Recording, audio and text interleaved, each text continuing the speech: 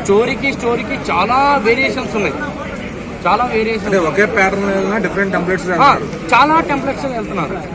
That ఏంటంటే ఇప్పుడు game changer అంటారా, ఇప్పుడు ఆర్ఆర్ఆర్ తర్వాత, ఆచార్య తర్వాత, డిజాస్టర్ తర్వాత మన రామ్ చరణ్ గారు వస్తున్నారు.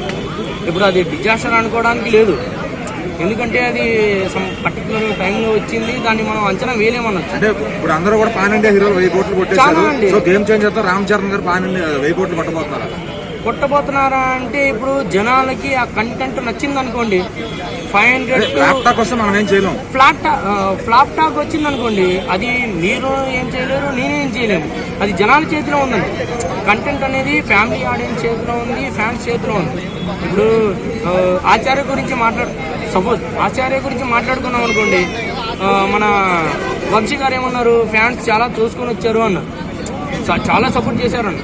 అలాగా సపోర్ట్ చేసుకొని వచ్చాను అనుకోండి, 600 to 700, 800 crores easy, impossible to game changer connect.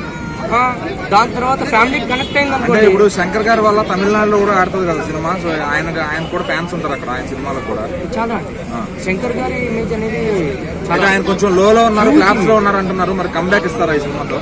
ఇప్పుడు మీరు దేన్ని బేస్ చేసుకున్నారు కూడా అడుగుతున్నారో నాకు తెలియదు కానండి. ఇండియన్ 2 అనేది సరే ఫ్లాప్ అయిపోయింది కాదని నేను అనట్లేదు, బట్ ఏంటంటే ఇప్పుడు మన రామ్ చరణ్ గారు తెలుగు హీరోగా ఒక స్టాండర్డ్స్ లో ఉన్నారు.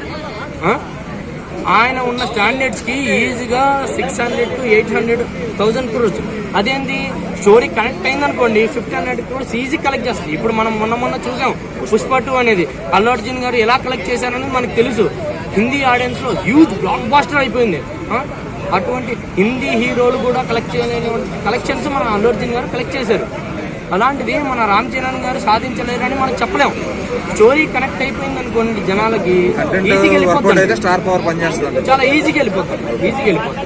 గట్టు ఏంటంటే ఇప్పుడు డాకు మహారాజుకి వచ్చామనుకోండి, డాకు మహారాజు విజువల్స్ చాలా బాగున్నాయండి, సాంగ్స్ కానీ డైరెక్షన్. ఓవరాల్ గా ఏది హిట్ అవుతుందని ఒక మాటలో చెప్పేసాను.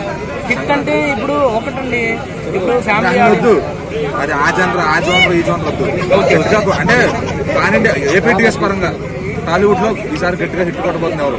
హిట్ కొట్టబోతుంది ఎవరు అని చెప్పగలిగితే మాత్రం శంకర్ గారి పరంగా చూసుకుంటే గేమ్ చేంజర్ టాప్ లో ఉంటుందండి. మన తెలుగు స్టేట్స్ పరంగా బాలయ్య బాబు గారు టాప్ ఉంటారు. ఫ్యామిలీ ఆడియన్స్ పరంగా చూసుకుంటే సంక్రాంతి మన వెంకటేష్ గారు బాగుంటారంటారు. ఇండస్ట్రీ పరంగా మన TFI లో అన్ని సినిమాలు బాగుండాలనుకుంటాం, కానీ ఓవరాల్ గా అయితే మాత్రం అన్ని సినిమాలు బాగుంటాయి.